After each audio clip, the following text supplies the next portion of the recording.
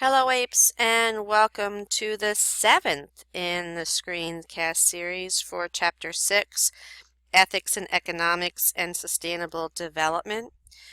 In this screencast, we are going to look at environmental economics, and we're going to see that environmental economics is a field that maintains that we must reduce our demand for resources and make their use more efficient to achieve a sustainable growth. So what this means is that neoclassical economics, they need to change their way of thinking, they need to reform, and it also addresses the external cost and what happens when you discount that we've mentioned before. Environmental economists were the first to develop methods that tackle problems like the external costs, and that's some of the things that we will be talking about. So in the study of environmental economists, ecological economics is a field that maintains that civilizations cannot surpass environmental limitations, and endless growth is just not possible. Every population has a carrying capacity, and you've learned carrying capacity from general bio. If you had me, remember the deer activity that we did where we looked at food, water, and shelter, and we went back and forth across the room to see what happens when there wasn't enough food, water, and shelter. And if you remember, the deer population went down. So systems generally operate in a self-renewing cycle, but it's not linear or progressive in a progressive manner.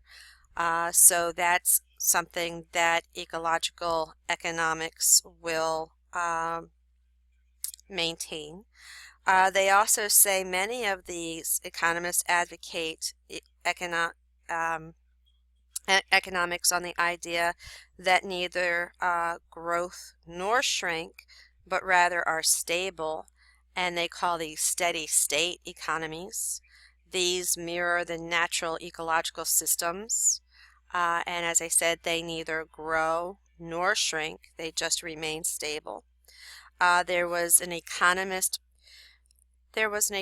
by the name of Herman Daly, and he believed that we will need to rethink our assumptions and fundamentally change the way we conduct our economic transactions.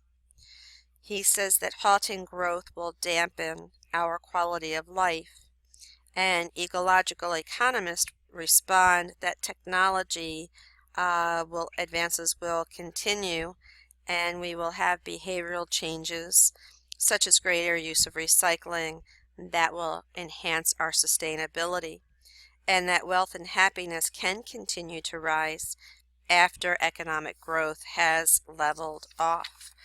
So that's one point of view that is thought. But our society mistreats the very systems that sustain it, and that's the problem that we have to look at. The Costa Ricans know this. They know that our ecosystems provide us with essential resources and life support services, and this includes the arable soil, waste treatment, they clean water, they clean air, and they see globally that we continue to abuse these systems. So ecosystem services are said to have something called non-market values, and these are values that are not included in the price or the good of the service.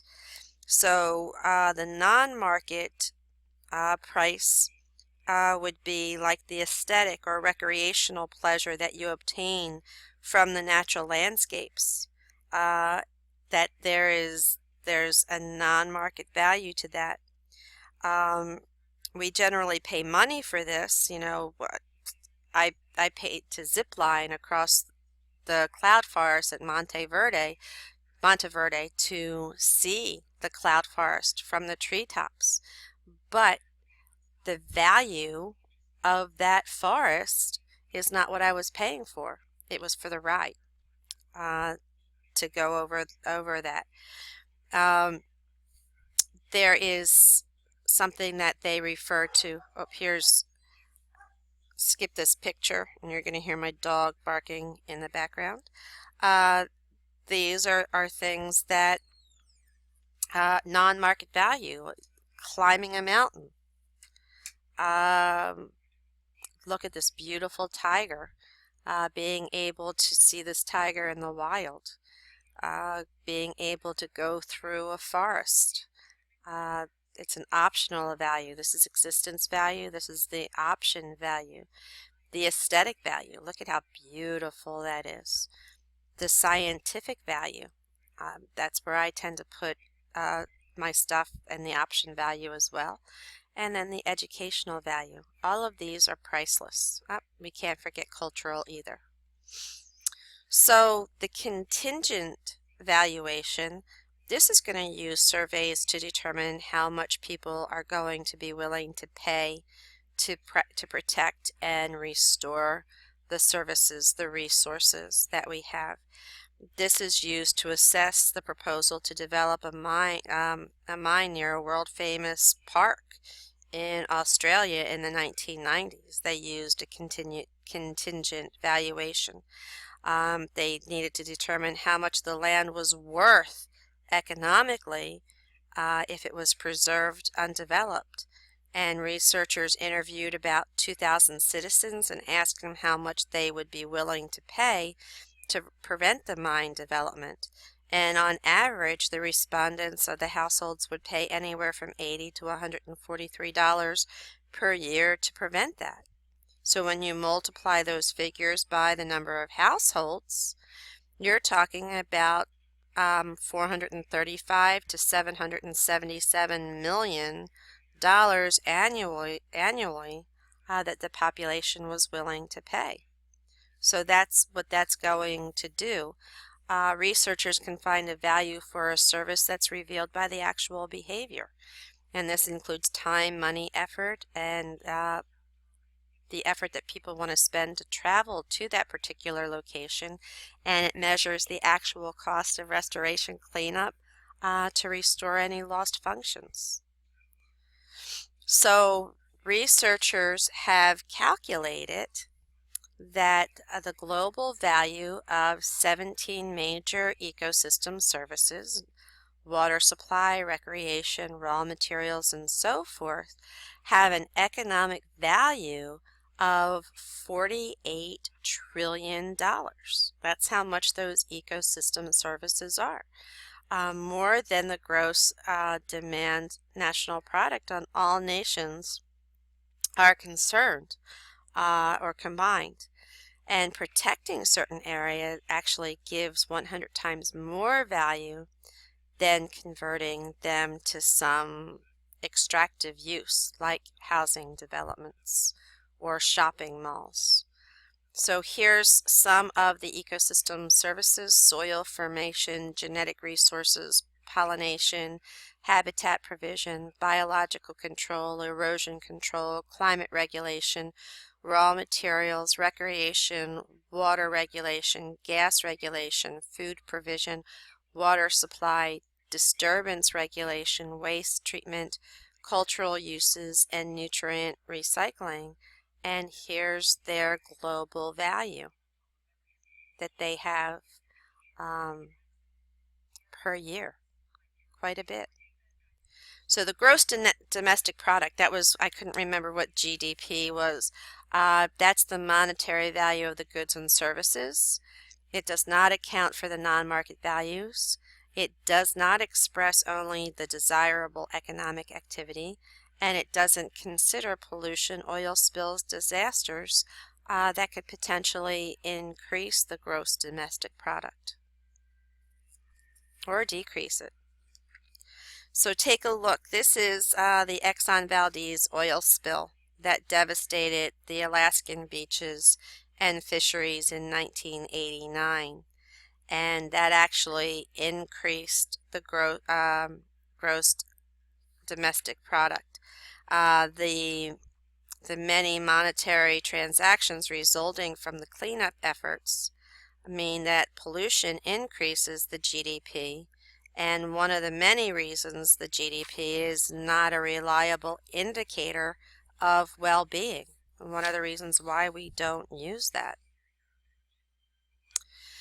So we look at something called the Genuine Progress Indicator, the GPI.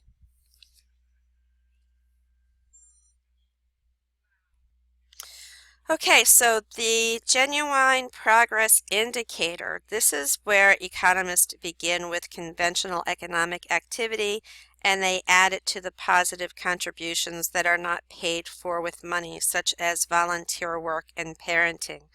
They then subtract the negative impacts such as crime and pollution, and this is where the GPI comes in. They consider more activities than does the GDP, and it includes only those that enhance societal well-being. So they look for positive contributions versus the negative. In the United States, the GDP has risen greatly, but the GPI only slightly.